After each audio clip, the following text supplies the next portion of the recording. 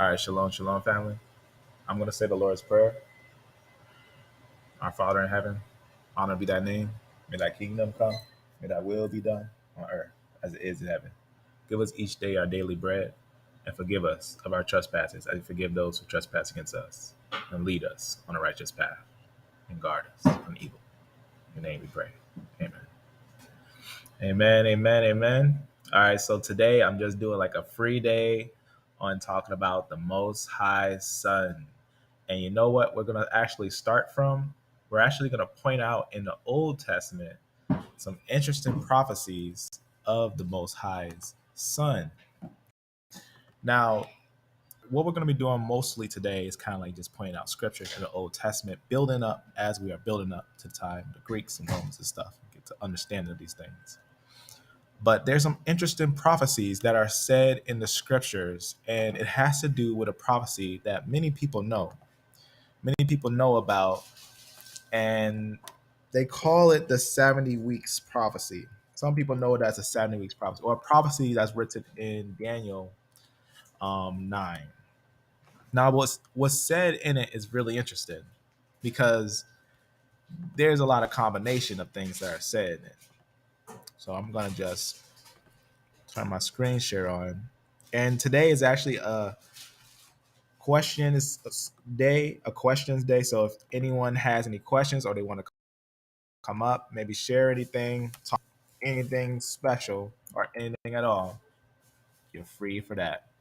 As I'll be saying some things that I hope that it does get individuals to feel maybe confident enough to maybe talk about things that may seem to be very controversial or hard to understand, to go over maybe the understanding of something may be a little more complex, right? Something that may be a little more complex.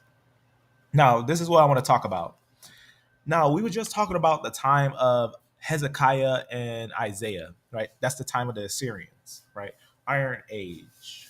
A lot of things happened in the Iron Age. Now, first, let's bring our minds back, not in the Middle Ages and not in modern time, but all the way back to a time where the most justice of all laws was actually the law of God.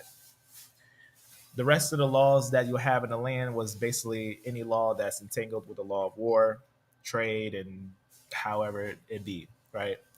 If someone robs, it's one of those things where, it's not the same like today, right? We don't have a lot of high gear like they had before. Hospitals weren't actually in use. So if you had not a lot of money and you're having medical problems, you got to make sure you study how long the lifespans of those times were. And it wasn't long. It wasn't long at all. So we have a blessing today that even from the structures of what we have today, we can look into these things.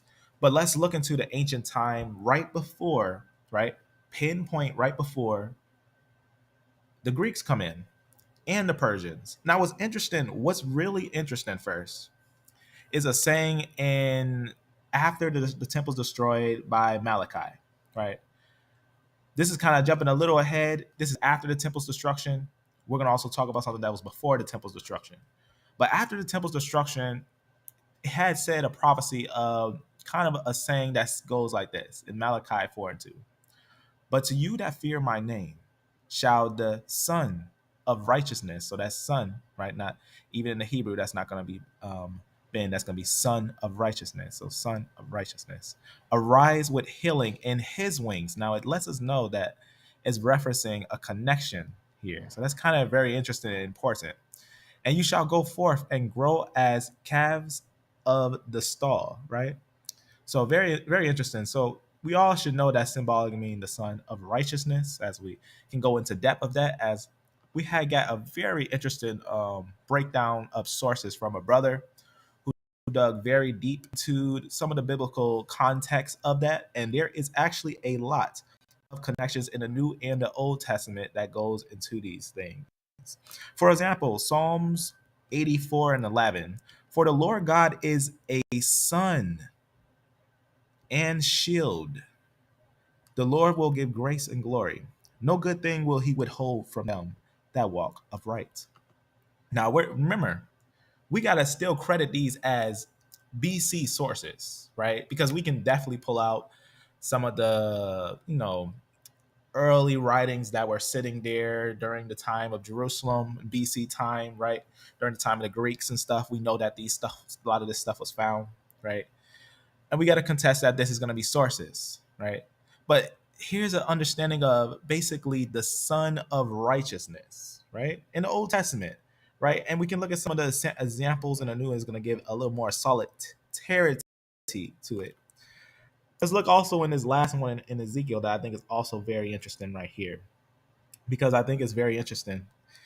Even here, we can see the roots of the word shemesh is brilliance. So this is actually really interesting. Why is this interesting? Because when we look at some of the breakdown of the word, the phrase that's used there, the son of righteousness, right? When we get an idea of who he is and the understanding of this son of righteousness, who, remember, we got to understand, so we're not saying we're saying something wrong when we're getting understanding that indeed this son of righteousness is a he, and he is going to arrive. And also in the Psalms, David for seeing this thing, he said, for, right, the name of the Most High, right, Elohim, right, is a son, right? And then we break down that little understanding of that phrase, right? A shemesh, and we get a little understanding, right? Let me just say, so here we can see that the root of the word shemesh is brilliance, right? And another fun fact that came to my mind when I was writing this note would be that the Messiah's gate is in the east, right? If you know what I'm talking about, this is actually in Ezekiel. I'm gonna read it. But this is just something I thought was interesting when looking at the meaning of the word shemesh, quoted by our brother Jeremiah. Ezekiel 46 and 1. Thus says the Lord God, right? The gate of the inner court that looketh towards the east shall be shut the 6 working days, but on the Sabbath it shall be open, and in the day of the new moon it shall be open. Right? Very interesting when we're hearing about that gate. And now notice what it says about this individual, a prince. This is very deep because in this saying, in this whole illustration, is talking about a future layout of a temple and a prince that's actually the head of it all. That he's the only one that can enter through the east gate and talk to the Most High. He's the only one out of everyone. It says, and the prince shall enter by the way of the porch of the gate without, and shall stand by the post of the gate. Now think about it. Don't the sun always rise and fall the same way and don't change? Right? We get a good understanding of that. We got a good foundation of what's happening here by this one going through the east gate, right? So just to leave it like that, let's kind of get back a little into it. So you see, just from some scriptures, we can get a good understanding on some things. So this is just diving a little bit into just one scripture breakdown. We just barely touched the surface. Let's kind of look into some root phrases. Now, I think root phrases is really interesting because there's a word that's said in a certain way that brings things to its origin, right? For example, we consider during the time of Malachi, he's also living during the transition when the Persians come in. Oh, the Persians are coming in. There's a change of the lingua franca. We can't deny it. We know that the records actually contest that during the time of Ezra, they started to really get influenced by some of the Akkadian writing, and that really influenced the Hebrew of that time. That's why you'll start seeing some of that block Hebrew. That's where that starts to come from, starts to blend together, and that Hebrew start to change a little bit from its proto forms. But notice what is actually something that's interesting when we think about something in the Old Persian, right? The Old Persian name, Cyrus, probably said that how it's pronounced, has been interpreted in various forms from the sun, like the sun, young hero, right? The humiliator of the enemy in verb, right? Contest, right?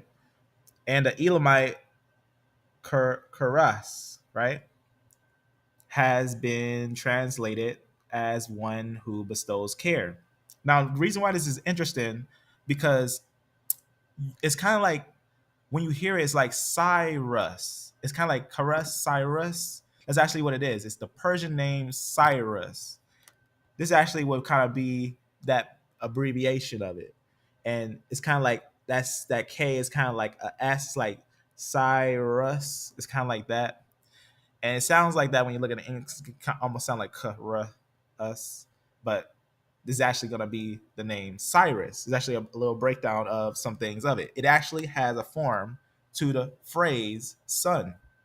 Cyrus actually has a form to the phrase son. Let me show you something that some people may have missed when looking at Isaiah 45 and 1. So this is going to be very important to kind of note here of an ancient prophecy of the same son of righteousness that would arise with healing in his wings, right? That's later though. But notice the earlier phrase, Isaiah 41. Thus says the Lord to his anointed, right? So he has an anointed, and he says to Cyrus, that also can say to his son, right? Whose right hand I have held to subdue nations before him. I will loose the loins of kings and open before him the two lead gates. This is very important. This is very important, right? The two lead gates, we already know this means the temple, right? And the gates shall not be shut. So it's very important. I will go before you and make the crooked places straight, right? This is actually, no, there's a saying that this actually reflects with in the scriptures, right? Sit at my right hand. Notice there's certain phrases that was here. Whose right hand, right? His right hand, right? Is very important because that's gonna be a key factor to what we're saying here, right? So his right hand, right? His right hand, right? Very important. Let's leave that like that. I don't know why that's not working on this thing. I'm gonna refresh it. But I'll leave it like that, which just to get that understanding, right? His right hand, right? With the fact that he tells us what he's gonna do for him, right? What is he gonna do for him? Right? Make the crooked places straight. That sounds very familiar. If you really look into the scriptures, even if you look in Malachi, right? In the last verses of Malachi, it talks about an individual making something straight for an individual, right? And also the Most High also says a saying, sit in my right hand until I set your enemies at your footstool. It's really interesting because when you're breaking these things down, it's kind of bringing some phrases that should be understood. He says, I will break in pieces the gates of brass and cut and slunder the bars of iron. It's kind of interesting why he's connecting brass and iron, because what took down actual Persia, because you could connect that with Cyrus and he does do a thing, but it kind of goes a little more deeper when you look into the roots and you look into what he's really phrasing here to get a little deeper of the clarity here. But what's really interesting is when you look at the phrase Cyrus, right? Cyrus, he's defeated later on. He's even defeated by like Scythians, right? And then we get later on when the Persian Empire, the Media Persian Empire, is going to be basically taken by what is going to be declared as said bronze and then iron after that one, which first is going to become Greece and then comes Rome, right? But notice he lets us know about I will break in pieces the gates of brass and cut and slunder the bars of iron. And I will give you the treasures of darkness and hidden riches of secret places, that you may know that I, the Lord, which call you by your name, am the God of Israel. For Jacob my servant's sake, and Israel my elect, have I called you by your name. I have surnamed you, though you have not known me. So this is very, very, very deep. This is very, very, very deep. Because what happens? His word becomes flesh. Now that's important because notice what he says on here. If you couldn't catch it when he's talking about this Cyrus and that phrase actually being as the son. what's actually important is that he actually tells them that he will give them the treasures of darkness and the riches of hidden places. Why is that important? Because like the light of the sun shines through, you can look in the book of Job how it tells you that when the light of the sun goes through, that's when the wicked flee, right? They flee from the light, right? That's very important. They flee from the light. That's gonna be very important to kind of take a note of, right? So very, very important. But switch this over. I think I see now why it was doing that, because I had it in reverse. But as you can see, his right hand, right? Let's try it again. Right there, right? His right hand, right? That's very important in connection when he makes the crooked places straight, right? So that's very important. So his right hand, and then he talks about the Most High making his places straight and also give him the treasures of darkness and the treasures of hidden places, right? And connection to the name Cyrus. But we got to understand that by his roots. For example, if we even look at that word, right, Cyrus, the said king name, right, Cyrus and whatnot, it lets you know it's obviously the Persian king, right? Obviously, he's the Persian king, so he's gonna have a Persian name. So if he has a Persian name, we got to understand his Persian name, as he's called Cyrus clearly throughout the scriptures, right? We can see, we'll understand it. You can see, as they say, origin Aramaic, get a good understanding of what it may be in connections with, right? So when we looked at that word, it had connections with sun, right?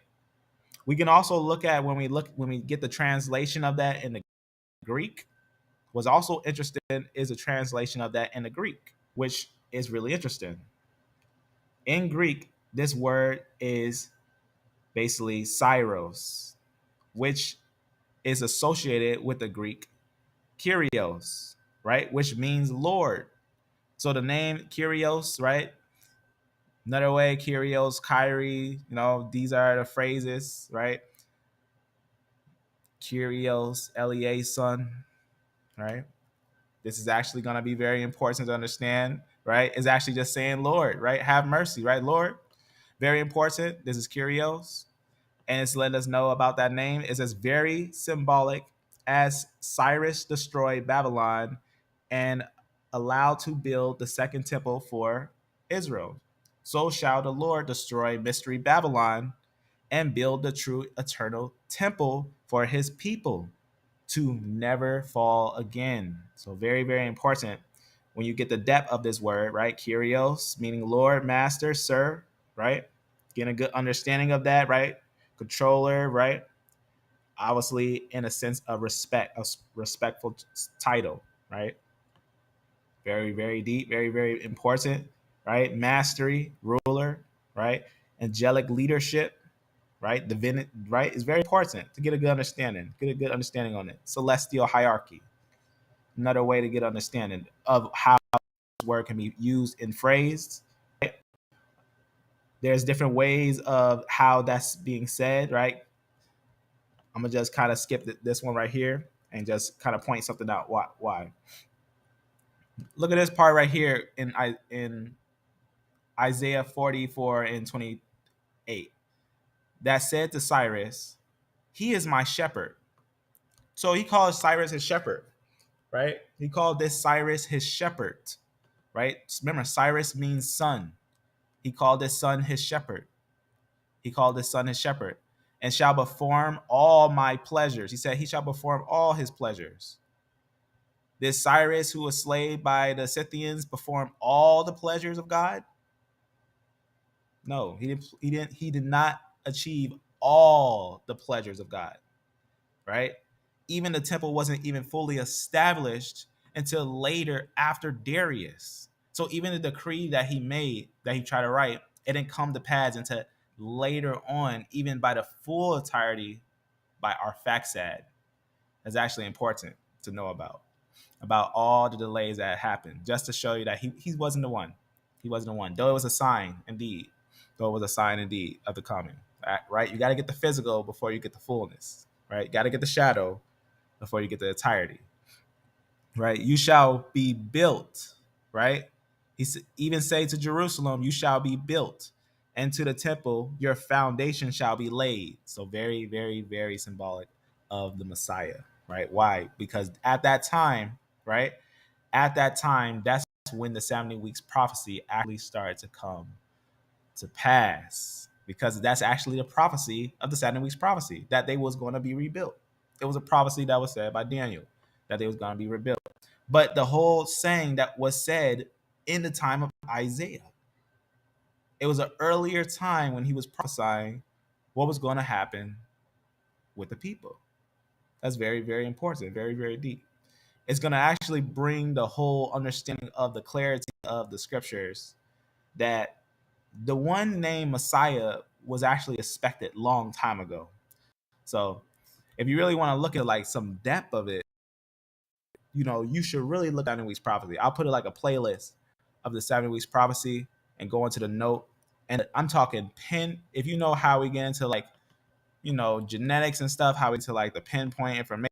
If you think we're not getting a pinpoint, and we can have a conversation about these things as we can go a little more deeper into the depth of these different independent sub SNPs, like the mtDNAs and where they're found, and we can get into the y-DNAs, because I like to talk about them all. I think it's a rich culture. I think the Most High had invested in the world a rich culture in these last days, so we can look at these things, look at how much difference we find. We find so much difference, right? We know what the Natufian are, but we can find them in a culture in times that just makes you just want to look a little more deeper into what's going on in the world today. It does look like it's part of the biblical narrative. No, it looks interesting. But pinpoint, we get very pinpoint. And one of those things, like, just show a piece. So that's all these are independent notes of independent examples in the scriptures that are pinpoints, right? From the earthquakes to the historical connections of historical leaders all around that were dealing with different individuals from its very beginning to its origin story, right? For example, right, one of the sayings that is really interesting, that I think is really interesting, is in the book of Luke. He says something very pinpoint. You know what he says in the book of Luke? In the book of Luke, he actually writes this. He says this, Luke 3:1. So remember, Luke is considered a disciple of Paul, and he would had become a disciple a little later, and he would have been writing, him being a physician, about some of the historical events that would be coming to pass while he's witnessing it. So Luke writes a lot of pinpoint history, a lot. Luke 3:1, it says, now in the 15th year of the reign of Tiberius Caesar, Pontius Pilate being governor of Judea, and Herod being tetrarch of Galilee, and his brother Philip, tetrarch of basically the areas of Edom, pretty much, in the reign of pretty much some of the different leaders at that time. But one of the most interesting things about this saying, besides some of the breakdowns of other people's, is this first part right here, this first highlight, Luke 3:1 right here. The reason why is because it tells you a pinpoint year. It says first it tells you a leader that was there. Not only does it tell you a governor of Judea, a real governor of Judea, Pontius Pilate, which they have contested records of.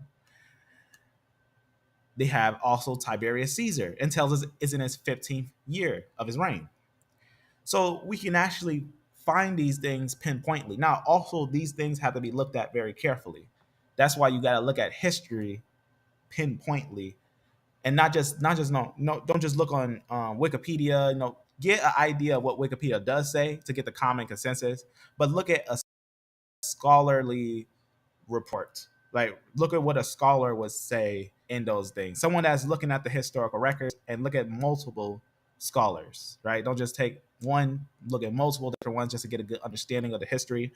What's important is, like, a lot of people don't know this, but a lot of rulers have joint rulership. Like, for example, some people have problems with the scripture when they find out they see a king reign when he was like this age, and then see a king in another chapter saying that that same king reigned at a different age, and they don't consider if he was having a joint rulership. which actually a lot of kings, even of Israel, were reigning at the same time. What does that mean? Like we can prove it with, for example, Jehoiakim and Jehoiachin. It's proven that Jehoiakim was reigning with his father as a joint ruler, sitting on the throne while Jehoiakim was reigning at the same time. And when Jehoiakim died by Nebuchadnezzar, Jehoiachin reigned alone for 3 months. So that, and then you'll see one part where it'll say Jehoiachin was on the throne when he was 8, and then 10 years later it'll say that he was 18, and for 3 months. And then someone would think that's contradictory, or they think some other parts are contradictory, and they don't realize it's called joint rulership.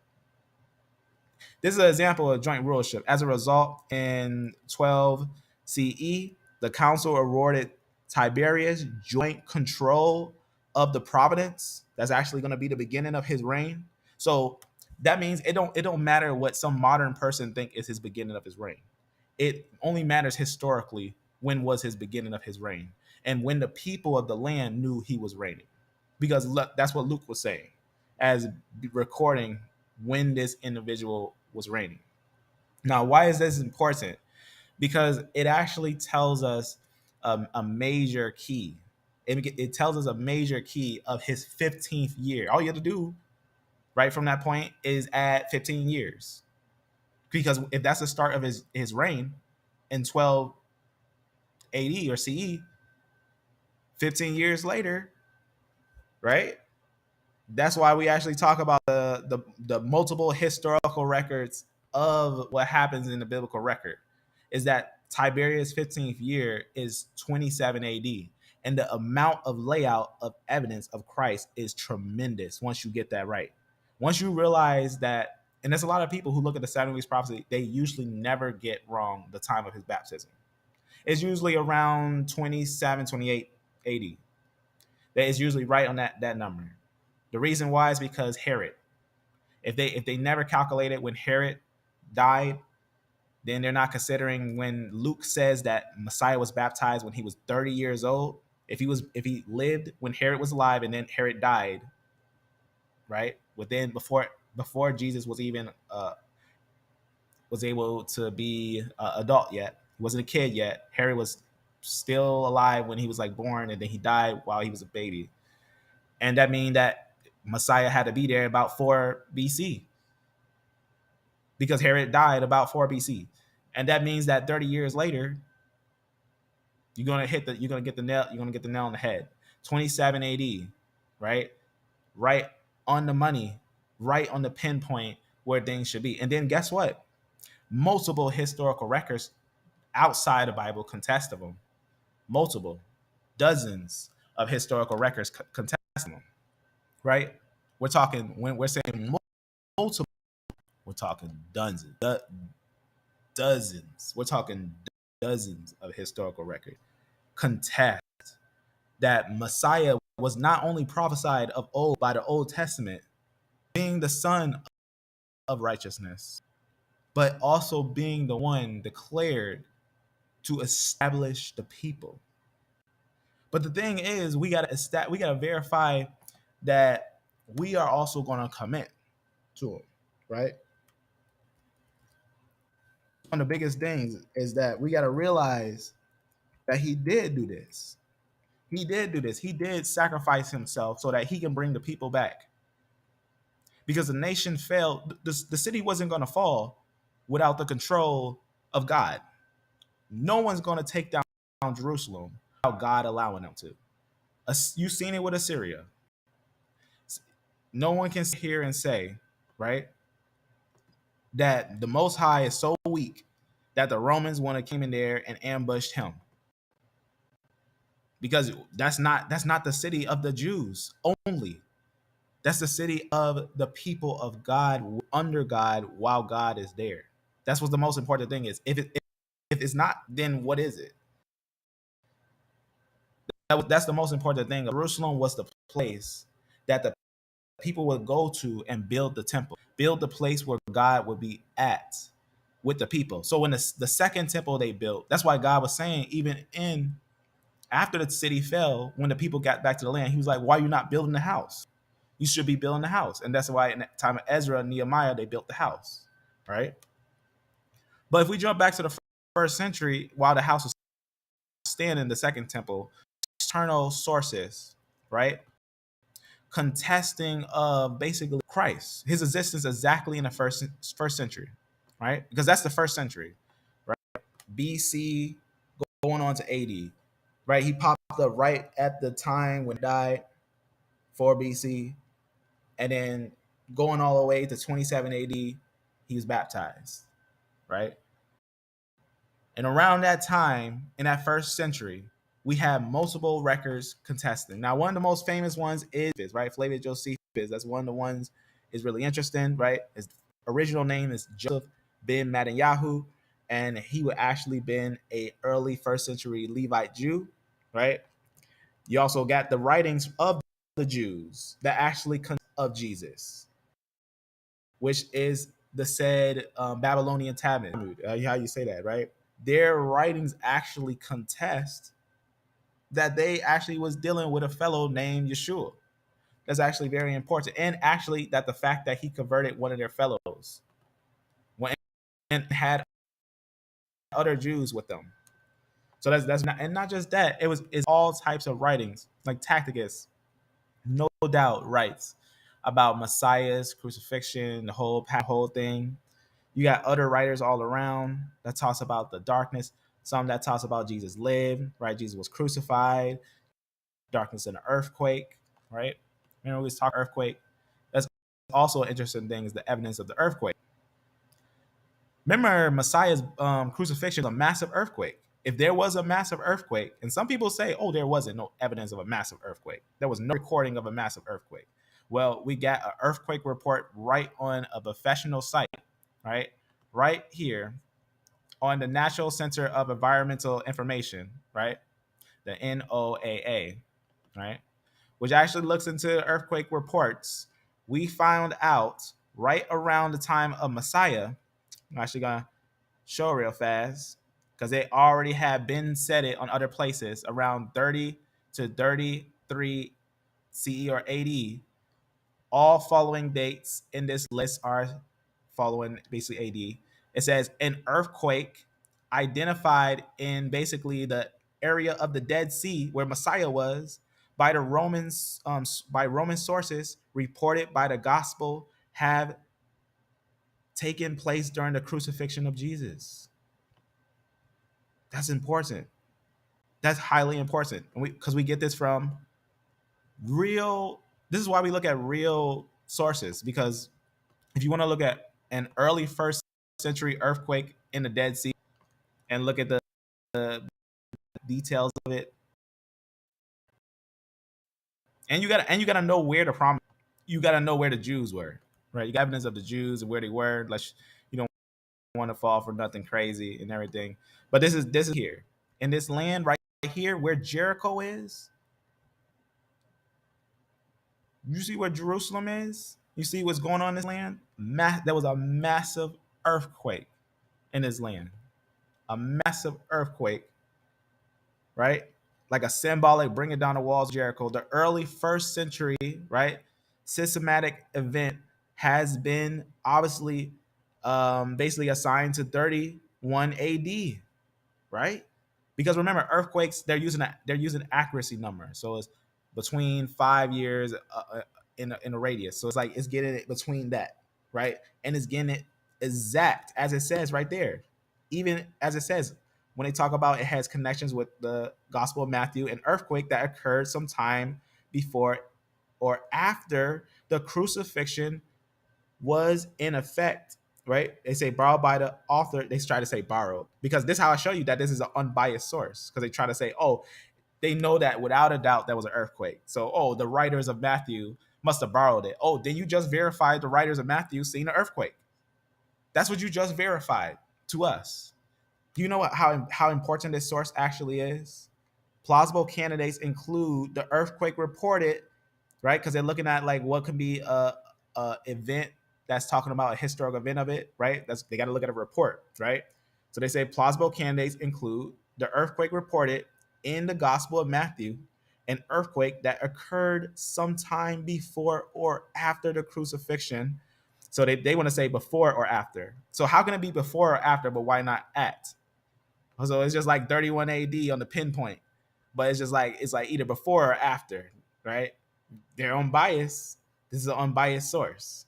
That's what how unbiased sources work, because they don't have a bias towards it. They're not saying like, yeah, it's exactly that. They're trying to work around it because the evidence points to Christ.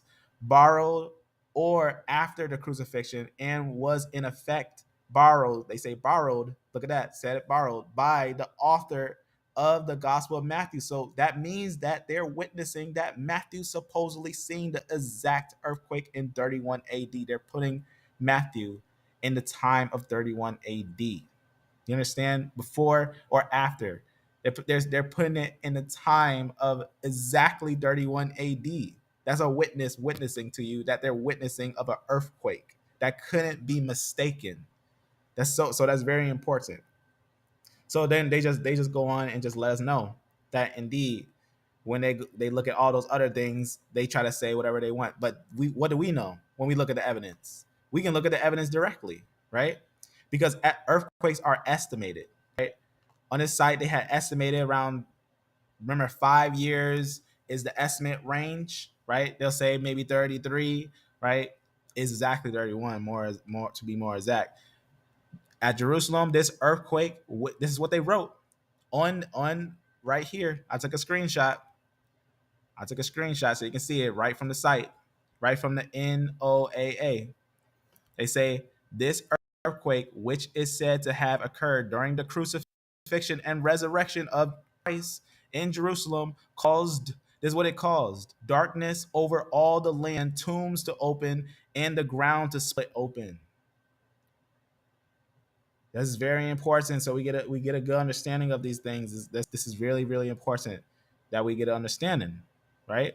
Because that's why many saints were witnessing at that time, right? And yes, if you look at from the time of his baptism to the time of basically the end of the 7 weeks prophecy, he fulfilled prophecy. Messiah fulfilled prophecy. There's no doubt of basically the evidence of basically what happened in the scriptures to the time of Messiah. So from the beginning, from what we had calculated historically, from the birth of Christ in 4 BC to his death and resurrection, and the 40 days he stayed with the disciples and went up, ascended, as recorded in the book of Acts 1, right? He was exactly 33 and a half years old. So when he was baptized, he was 30 years old. He lived 3.5 years and died, resurrected, and ascended to heaven. He fulfilled the scriptures of how he came, how the scriptures in Isaiah had talked about the suffering, and he fulfilled all types of different levels of different things. But it also is important to know that these are first century writers, that even looking at the evidence, it is contested without a doubt. It is contested without a doubt that the evidence of the Messiah, right? If you want to look at the earthquake reports, if you want to look at like historical reports, the historical individuals that dwelled during the time of, if he was a real individual, what historians say, what some of the scholarly connections with this individual, right? How do we know that he was the one that was in the scriptures, right? How do we know he is the son of righteousness that was to come before the temple fell? The only Messiah that was prophesied in the book of Daniel 9, which no one can say that Daniel 9 was written after Messiah. It was written before the Messiah. So Daniel 9 prophesied of a Messiah coming to the temple before it fell. And only one Messiah before it fell. Only one. Only one Messiah came to the temple before it fell. After that, as Messiah said, many false will come. Many false Christ will come. Many false witnesses and many false ones saying they're Christ will come, saying that they're the Messiah are going to come after him. But he's the only one that came to the temple before it fell. As it says in the book of Daniel, that the Messiah would come to the temple to be, was very important to know. Right? Daniel 27, 70 weeks prophecy. So now the death. If we just let me just take a little scroll. Let's just take a little. We're gonna take a little scroll real fast, a little bit, what we doing today.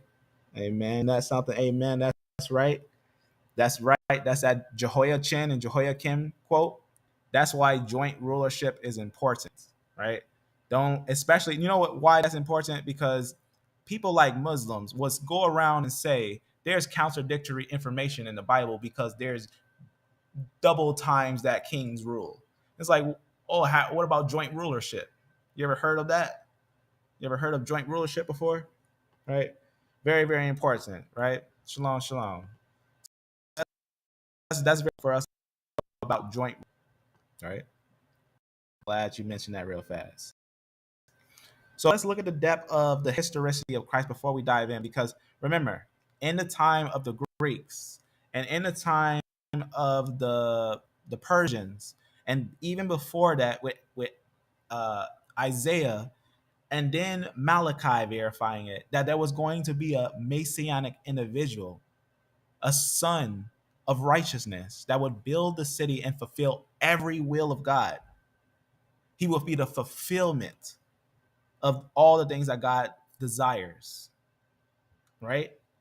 He will be the total fulfillment of it all, right? Now, I just want to take a scroll here and just talk about some of the things that's important to know about in the lands of the Levant during the time of the rise of the Israelites and the Christians. We got to remember, what did the Israelites face? Idolatry. There can be a rise of idolatry that can corrupt the exact way. But did the word get corrupted when the Israelites made an idol for Aaron, right? Because remember, what did the word record about that first idol they had when they came out of the lands of Egypt? Because we gotta consider this in fairness. If they came out of the lands of Egypt and they made an idol, remember how Aaron said he threw it in the fire and the idol came out? But what was recorded in the Bible later? What was recorded about what happened? Let me just quote it. Let's quote basically what happened there. Let's talk about that. In matter of fact, let's type it on here because but I want to type it down. Let me see. Before I do that, I'll point something out here first. The reason why I'm going to point this out real fast, because if we think about the disciples later on, right, we know that they followed a very, very, very pinpoint order. But if we think of like early in the time of the Israelites too, they had a very, very pinpoint order, right? They did. They had a very pinpoint order, and something happened where that changed. Right? Something happened where that all that changed, right? It's not that they stopped having an order, right? It's just that some had made a mistake, and it was almost one, except for when, and most likely not Caleb, and not most likely, because look what we see here in Exodus 32 and 35, right? So very, very important was actually here. And the Lord plagued the people because they made the calf which Aaron made. Now, you see how it's letting us know that they have received a plague, but did the Most High forsake the people after he was upset and punished people? No, because his word remained the same for every generation. Though the people messed up, and he ended up doing that, it's also to get the people to understand his seriousness, that he's serious.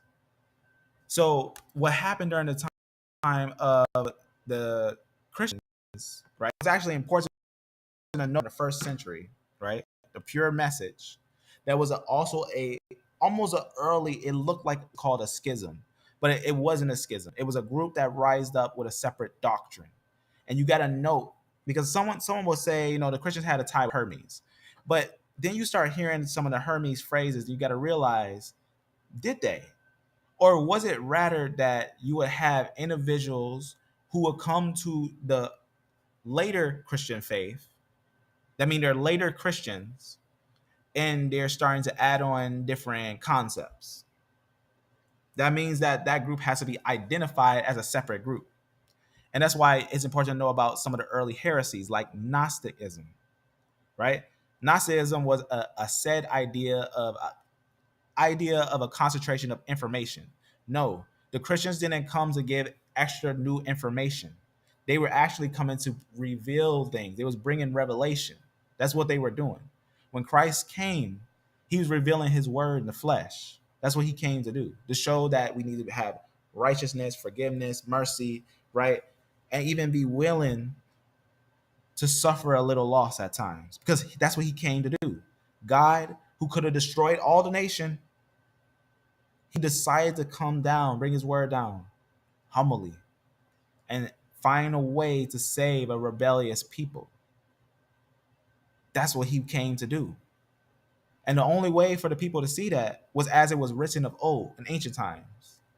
I will provoke them to jealousy, right? Even where it says Judah is bent. But how can that happen? He builds up piety that will provoke them to jealousy. So he needs to provoke them to jealousy with an outside source. You can't provoke a whole group of people to themselves by using themselves. You have to use an outside source to provoke jealousy. That's important. Otherwise, you're already you're pleasing them because you're giving them themselves, right? This is an easy concept to understand. Maybe let's take a basic form of it. A husband and a wife. If that person goes with someone else, right? The husband goes with someone else. The wife might be jealous. That's in a way a right jealousy, to be upset with maybe something that someone does that's not right, right? That's something that is a type of jealousy, or a type of like attention that's shown somewhere else, and then it makes you feel like, oh, why aren't you showing me that attention, right? That type of jealousy. But it's a type of spiritual jealousy in a way, as in bringing in a people, right, that was a scattered people as well, a broken people that's also falling in martyrdom, and kind of showing that they're still receiving like that forgiveness, mercy, the love, the ways of God, and kind of also showing the riches of his ways by the acts. Now, if you've never seen an apostolic church or how the apostolic churches were, you wouldn't understand Gnosticism. If you look at Gnosticism and don't understand Christianity, then you wouldn't really understand. You got to understand the origin first, the original things first. You got to look at the apostolic, the origins of the church. You got to look at the original gospels, the four gospels in the original disciples, right? The direct disciples. The outside forces are known to be a problem throughout Scripture, but they have enormous individuals who rise up in the early Gospels, some in Africa, some in Syria, right? Some in all types of different areas. And they actually, and we're talking first, second century, right? Late third century writers who actually would be witnesses of the perfect way of the gospel that remained the same for a long time. What was called schism, right? Or basically what they would call transgressions of the gospel, right? Something that is an add-on, something that's wrong, something that's basically contradicts the original message, right? So the original message was actually kept for a long time, even down into Ethiopia, right? You look up how Christianity got into Africa, the story is very interesting. And it actually starts in the first century when Philip actually baptized a man of Ethiopia, right? And we know that he was a eunuch of great authority under an individual, a queen of the Ethiopians. What does that mean? That means that the Christians would have had influenced the Ethiopians very early in the first century.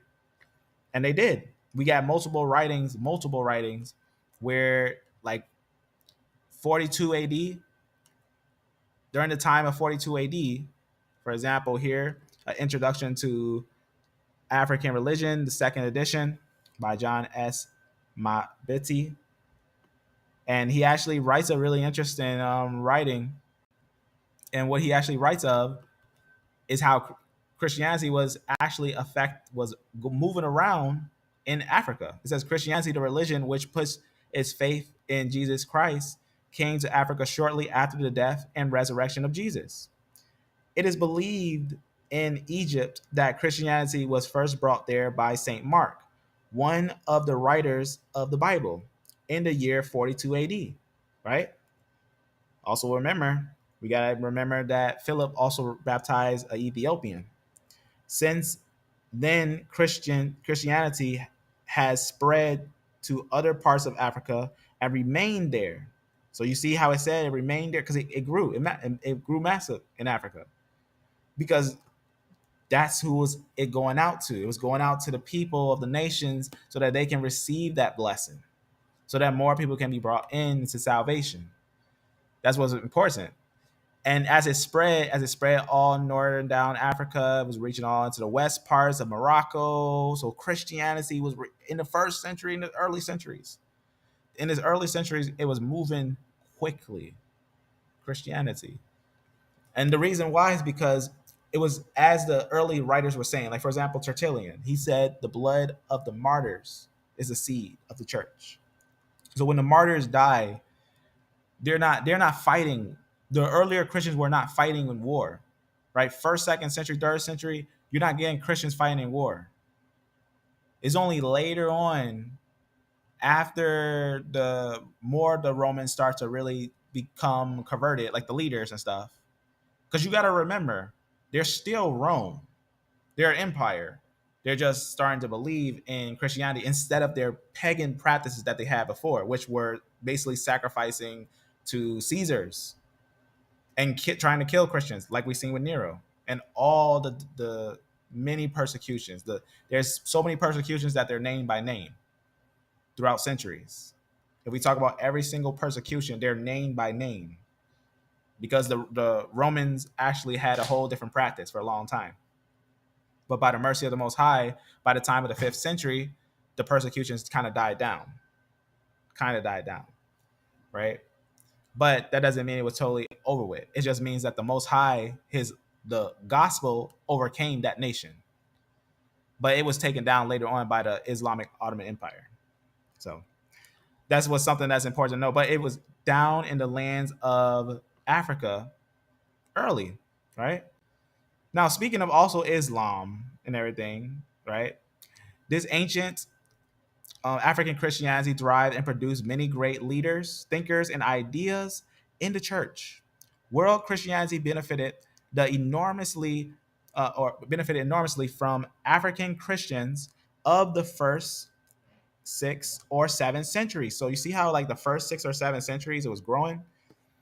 And guess what they also would have had taken part in, because one of the most interesting things about Christianity, if you know, they started also developing hospitals. The practice of the hospital is actually all wrapped up in the word hospice or hospitality. And the creation of the hospital is actually initially from the Christians. The practice of taking in the sick and the poor, or people who can't take care of themselves, for free and not charge them, until hospitals became business styles. When you see more and more hospitals, then you start seeing they'll start taking money and becoming more of a corporation style. And that also is when the hospitals start plummeting. They start losing the Christian practices, the washing and all those things. That you can look at how the hospitals are in the Middle Age, and you'll realize that the early Christian hospitals were different than the late Middle Age hospitals, the money hospitals. But the hospital rise out of the Christian culture, as they were basically showing hospitality to each other. As it says, this early spread and success of Christianity in Africa was largely checked or interrupted by Islam. Why is this important? Because Christianity was actually doing very well for the African nation, and the nation of Africa was actually prospering and helping each other and doing a lot of helpful things for each other. But Islam introduced something important that you have to know. How did Islam rise? Not the same way that Christianity rose. It did not rise by martyrs. It did not rise by a message that sounded like it's time to be right. It was raised by, in the sixth century, right? 650 AD. Islam rose and began as a first slaughtering many Jews, right? The Battle of the Fossa, Battle of the Trenches, right? That actually started off as a massacre of individuals. What happened in that massacre? Well, they massacred multiple Jewish men. And when I say Jewish men, I mean Israelites in official. And then they took the children, the kids and the children, the women, and started the Arab slave trade. Took the women, enslaved the women, and that's what they started to enslave dark African women in Africa. This is the beginning of the Arab slave trade. This is the true thing about Arab slave trade. Let's read a little more about it, which was founded in Arabia in the 7th century and which also reached within Africa within a short time. But Islam in northern and northeastern Africa was not completely wiped, did not completely wipe out Christianity from the continent of Africa, because that's what was going on. We had all types of levels of things that were happening down there. You got to also look into like the history of the Arab slave trade and the concentration of it. But that's what's important. That it didn't wipe it out. It didn't totally wipe out Christianity down there. But it took. Why do you think, if you look in Africa today, you can know there's a lot of high wars, and you can know it's in Nigeria. You can look it up right now. Nigeria, the Christians in Nigeria being killed by the Muslims in Africa. You don't see the tables turn like that right now. You don't see a bunch of Christians killing a bunch of Muslims. You see a bunch of Muslims killing a bunch of Christians. Why do you think nations like Islam, you get things like that going on, right? You gotta be careful in comparing nations, right? So we get, without a doubt, Christianity moving into the land of Africa, but then you gotta make sure you look into like the history, the depth of it. It's actually kind of interesting. So I just want to show a little history of it. If you've never seen it, I just want to show a little history of basically some history of Christianity in Africa, and just to show what it was like down there.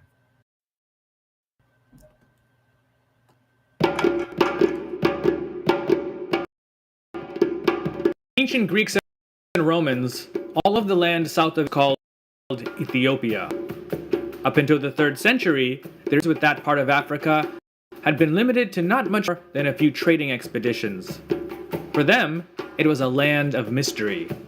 The Greeks, Romans, and other Europeans at the time didn't realize that what they called Ethiopia was really a powerful kingdom that locally was known as Aksum.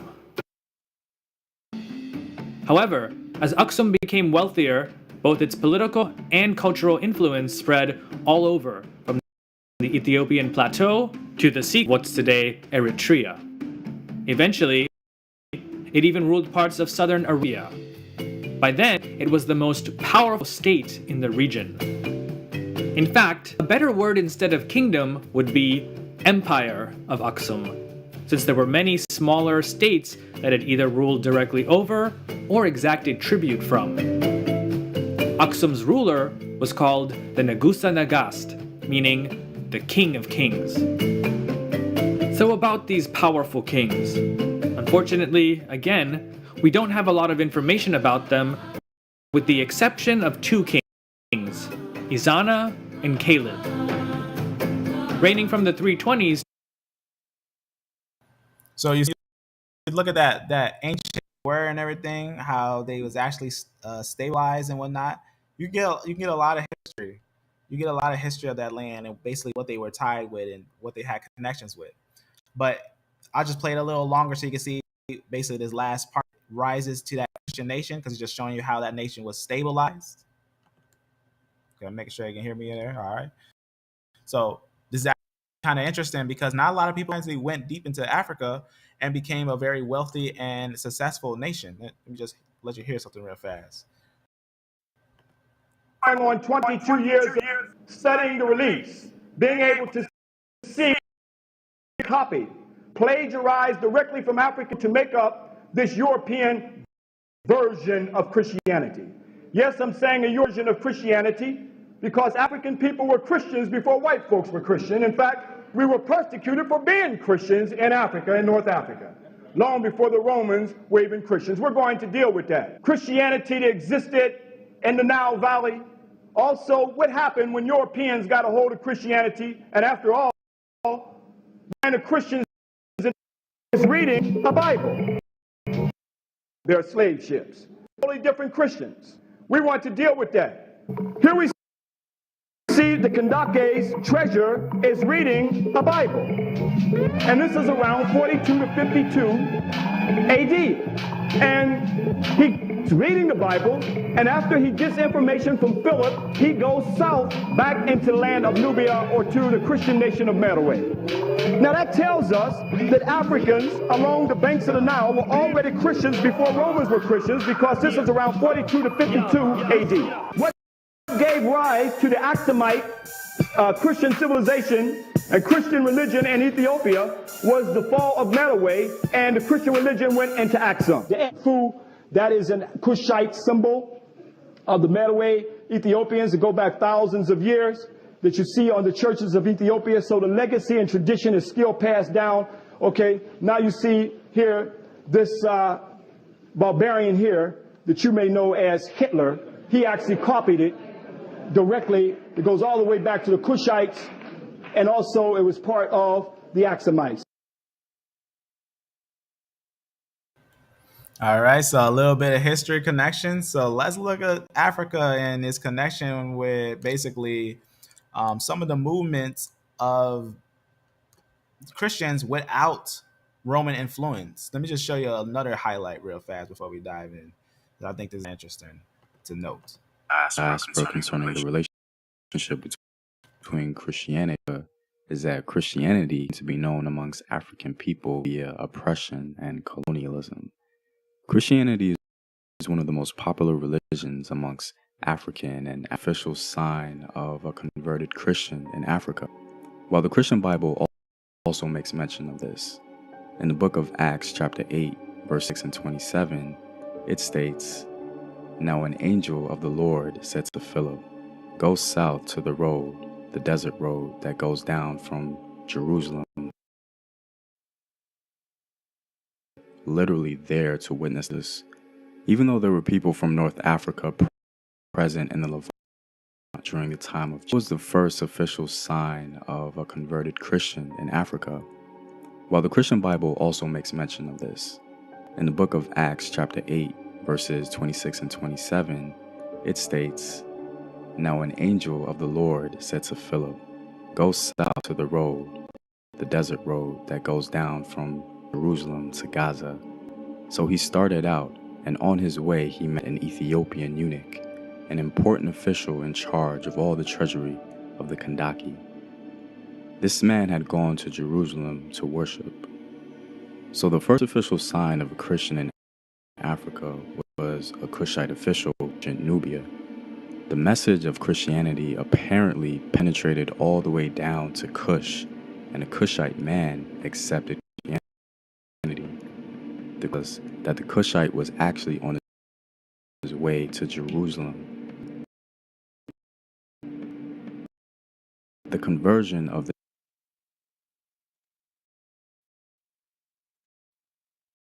this Cushite signifies the extensive history of Christian Africans in Nubia. As we can confirm historically, there harbored three Christian kingdoms, the kingdom of Nobatia, Makuria, and Alodia. Christianity in the kingdom of Nobatia stronghold around the 5th century. The first officially recognized Christian king of Nobatia was King Silko.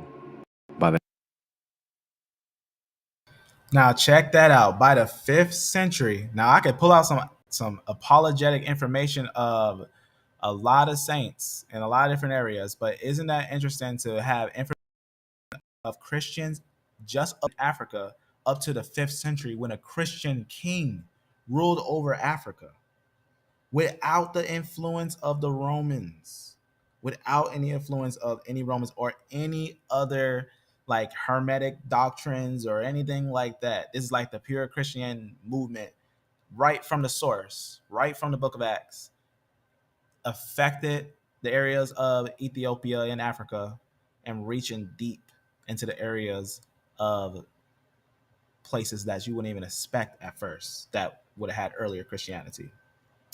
You know, when you think, because you think of some things like, what's the word I'm looking for? You think of some things like, where could the earliest records be found of Christians? And you want to you know, you think this land. No, let me just pop this land open real fast. Let me make sure I get like, any questions, statements. You know, statements are always good. Highlights what you like, what you want to see, what you want to hear. So was it among that? Yep, isn't that interesting? Wasn't it among? Was it the Hebrew in Africa? Isn't that a perfect question? I'm gonna show you something. I'm gonna have to give you something for that perfect question. Word for that. I don't know if you had seen for this document already, but remember how I was pointing out the time of Muhammad and everything, the Islamic growth. So 500, 600 AD, that transition, that time frame is certain. So already before Islam is there, a Christian king is in Africa, right?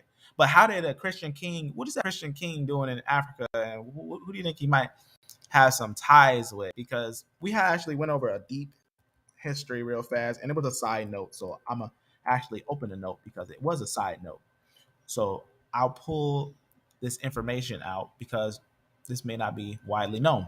We was talking about the Kassites one day, and then I just had a side note about some lineages that I found in some interesting areas and some interesting documents that I found in some interesting areas with those groups. And this actually kind of matches with some of those things when we kind of think about it.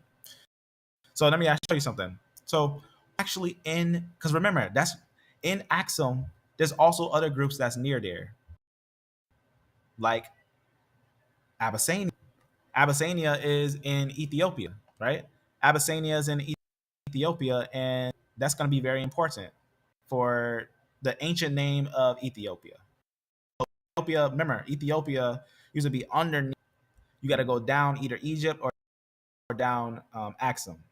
Which let me show you something real fast. It's kind of interesting to note. An expedition to Abyssinia. So record the expedition to Abyssinia. This was just in volume. This was actually, let me make sure, just show a picture of this real fast. What it is. So this is going to be the exposition to Abyssinia. And it actually says something pretty interesting that I'm going to point out. Right? Great Britain. All right. So what they talk about is basically the territory of Abyssinia. This is what they say. The country of Abyssinia appears to be inhabited by a mixed race. Of this, the majority, although settled on the confines of the Negro world, came from the Semite race. So the Semites there, and speaks a language closely, uh, basically like the Arabic and Hebrew. Right? I'm pretty sure when I say Arabic, it could be more like Aramaic or Arabic, because Arabic did reach down there, but that would be probably later when they were connecting that. But it would still have connections to some of the groups of Yemen, which also spoke Arabic. So, but a lot of them actually spoke Aramaic. Man, just to get a good understanding. The ancient Abyssinian tongue was Etopic, right? You can get a good understanding of some of the people there. They obviously got the legends of Abyssinia being connected with Solomon and Sheba, right? That legend, right? Whether it's true or not. But no, remember we was talking about Axum, talk about her power at Axum, whatnot. Remember we was talking about that, right? Where the Christians were. Let me actually zoom in. What we're looking at. Axumite right there. See that little area right here? Right under this area where they talked about the Christians were at. Mario, or something like that. Probably said weird. But there it is, Axumite. Looks weird on this thing. Probably can go more clear. But that's actually, this area would be actually where, click this so I get a more clear picture. So I can show this. So Christianity also in India, right? Actually has some early evidences in this area. I'm gonna just kind of leave that alone because I like to have extra, ammunition for knowing stuff. But this right here, you can see right here, Axum, right? Because this one just looks a little more clear. Just kind of point that out. That's gonna be an area that we had seen that a lot of those Christians had early in this little area. Also, they would have went a couple of different areas around. But this is nice. But let me go back over here to kind of break that down. So remember Axum, and I notice connections with basically they say Solomon and Ethiopia and Axum, right? The Axumites and whatnot, that area. That kind of interesting when you think of like maybe the legends and everything. But let's kind of like look at a more historical report. So like what they could. They talk about what they look like. They had a basically a Negro appearance, as they had said. But what's also interesting is this concept that they have in this record here. Let me read you a record from Sir Brewerston or Brewer, something like that. How you say that? Sir David Brewster. Brewster. There we go. So this is going to be an interesting record, right? So remember, these are just historical documents, right? So it's something that's historically documented, right? Whether someone want to contest it, they can contest it, but I'd rather look at the records and whatnot. So what this record says here is actually talks about something kind of interesting. It talks about basically some forces that come down to the area of Muhammad. So remember we was talking about how that area got affected before I point this out. Remember we was talking about the areas of Africa, basically, as we read right here before, but in northern and northeastern Africa did not completely wipe out Christianity when we get a good understanding of that because Muhammad, as it says, when Muhammad, right, basically went down into areas of Ethiopia, right, you can see that he basically had connections with one of the governors there and whatnot. I'm just going to kind of jump down because basically what he does is basically he converts one of the man in Abyssinia later. And how? Because he basically kills a bunch of Jews and basically threatens them. And only way this one actually stays there is he agrees with Muhammad. And guess who that individual is? I'll point it out later. It was a man of Edom. Edom went down to Abyssinia. And this is actually important. So a man of Edom actually went down to Abyssinia. It's actually important. But from this time, the Abyssinians lost all the power which they had formerly enjoyed in Arabia. Watch what it says here. The governor had expelled by Muhammad, so now the governor under Muhammad had expelled, right? So by Muhammad and his successors. So this is very important. And the governors were expelled by Muhammad and his successors and taking refuge in Africa with great numbers of their subjects, established their kingdom in Adel and some other places. Tarshish. This is also important because Tarshish. You think of the name Tarshish, that's actually has some biblical connections. Some people wouldn't think Tarshish would be in Africa, but look at a bunch of that R1Bs in Africa. Why do you think Tarshish is in Africa? But let me actually point this out. So a couple different cities, areas in Africa. So it just talks about who are the governors that is expelling. It said the governors were expelled. The governors were expelled by some of Muhammad's successors. Why is that important? Here's the answer. The successors of Muhammad, in the process of their victories, had expelled the Jews by violence or oppression from their domination in Palestine, Arabia, and Egypt. That's important because he's pushing them down. The Arab slave trade's taking off. He's taking everyone who's dark skinned. The earlier Jews, if you know what they look like, they're getting besieged down there. Is going berserk. Muhammad and Islam was not a religion of peace. It rise by war and jihad and all types of abominations. Right? That's why when they went to Mecca, they didn't destroy the whole thing. They just basically, as that was the place where Muhammad was born in the area of Mecca, under the basically idol worshippers there, they kept the Hebel in that area at Mecca, right? That's why still to this day they bow to it like they did in the BC time frame and in the AD time frame, 500 AD, right? That's very important because Muhammad was married to a Christian that wanted to bring up something new. So that's important to know. Very important to know. So let's understand this. So you see, as that had happened in that land, and in fact, that's why Muhammad died by a Jewish woman. If you know, he was poisoned by a Jewish woman, cut off his aorta, as he prophesied himself. If he was a false prophet, his aorta would be cut off, and that's what happened, right? Just the truth. So you got to understand these things as it is written. Now, also look at this example here in the Asiatic Journal and Monthly Register for British and Foreign Indian, China, and Australia. Australia, volume 28. This is going to be also an ancient record.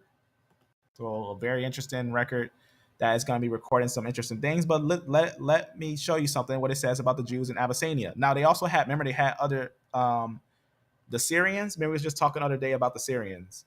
But it says that they came down there a while back. And I want to point this out real fast because it's kind of interesting. It says this about the areas of Abyssinia. It says, let us now endure the basically just talk about if there were Jews in Abyssinia, right? Prior to the transportation of the colony of Jews and Syrians thither by Alexander the Great. So they say it could be earlier that Jews were in areas of Ethiopia, Africa. So they could have been there for a while, they say, by other records and stuff. So it's very possible. But he do go on and talk about some very interesting things. But I want to point out something here on this. So just talk about how they could have went there. It says the Jews of Abyssinia appeared to have entered the country after the death of Jeremiah. Remember, in the book of Jeremiah, if you remember, they fled into Egypt, but they fled past Egypt, deeper into Egypt, especially when Nebuchadnezzar came down there. Nebuchadnezzar says that is after the destruction of the temple by Nebuchadnezzar. For Jeremiah survived the expulsion of his nation from the Holy Land. So that's very important. As we know, he had went down to Egypt, and that was in Jeremiah 40 to the end of Jeremiah, with the whole record of what happened down there. And that's why there's a lot of records that talk about some of the Jews in Africa, right? There's no doubt that there was quite a lot of them that were down there because of the pushing of the Arabians and obviously the Bar Kokhba revolt that happened there, that they made them settle in the area of Arabia. But then Muhammad rise, and you know how that went. They pushed them out. And that's important to know that, yeah, it may be that there were Jews there. It may be. I'm glad you asked that question because questions are always welcome because it can show some history of some things. So yes, in the areas of Ethiopia, Abyssinia, there may have been some Jews there, as it may be one of those things that the Jews here also went here. Could have been the cities, right? So the Jews that were here, that makes sense. The connection with the Jews that may have been down here could have been connections with some early cities groups. Because during that time, that's what started to happen. A lot of persecution started happening in that area. Best way to put it, I guess. Best way to put that. All right, so just to show a little some highlights on some of those things, and yes, just leave it like that. So some interesting highlights, I think. I think that's very interesting. Yes, there were some Jews, as we know, like the Didache is.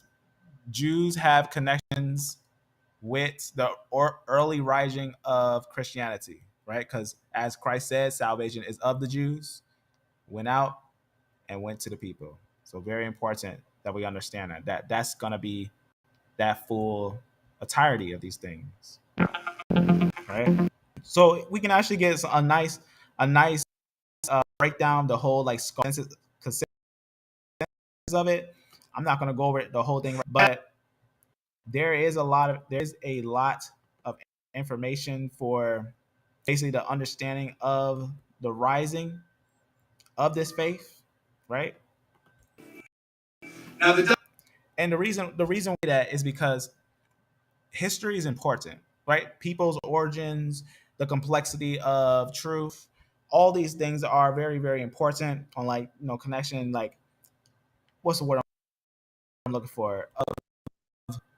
Who, but even who can be who, what is the truth of what we believe, right? What is the truth of what we believe? Because we can find some very solid evidences, very solid to verify what we see, but also to clarify any evidence, anything that seems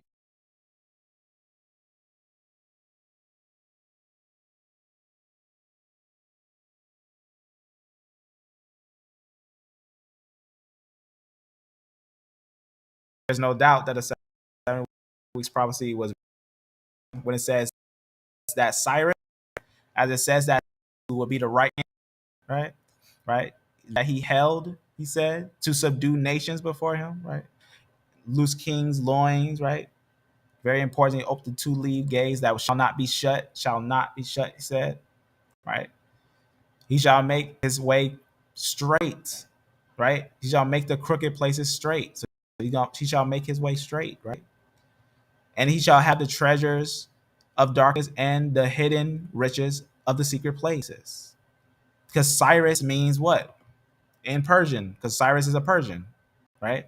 His mother is a Medianite, but his father is a Persian. And he actually has the name Cyrus, right? Cyrus, which actually means the sun or like the sun, right? Very, very, very, very important to know. That's very, very deep because it goes into basically levels of understandings to know about. So very, very, very, very important. Very, very important. The 7 weeks prophecy. So much depth on it. Very, very, very deep. So with that found, there's just tons. There's just tons of evidence of the gospel. There's tons of evidence of it.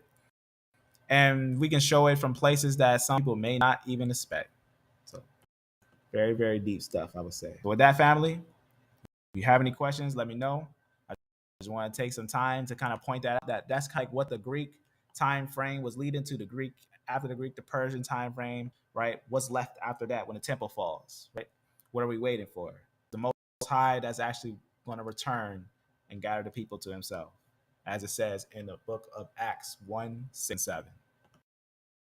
So what, family? Blessed, may you be beloved, and amen, family.